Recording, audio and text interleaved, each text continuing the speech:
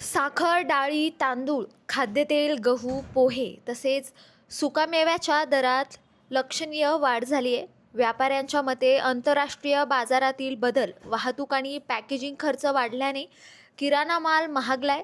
श्रावण आणि आगामी सणाच्या पार्श्वभूमीवर दर आणखी वाढण्याची शक्यता व्यक्त केली जाते. आता सध्या परिस्थितीत पावसामुळे आणि याच्यामुळे मालाचं एक महिना उशिरा झालेला आहे आणि त्याच्यामुळे इथं खूप भाव वाढलेले आहे. मिरची, त्याच्यानंतर साबुदाणा, भगर, तुरीची डाळ हे 5% वाढून गेलेले आहे आणि भगर हे डबल भाव झालेली आहे आता या परिस्थितीत. आणि आता खूप आम्हाला बी माल खरेदी करताना उंच भावात खरेदी करावा लागतो आणि त्याच्यामुळे ते खूप गिऱ्हाईकांना बी खूप जास्ती भाव जातो. त्याच्यामुळे सगळ्यांचं गणित चुकलेलं आहे.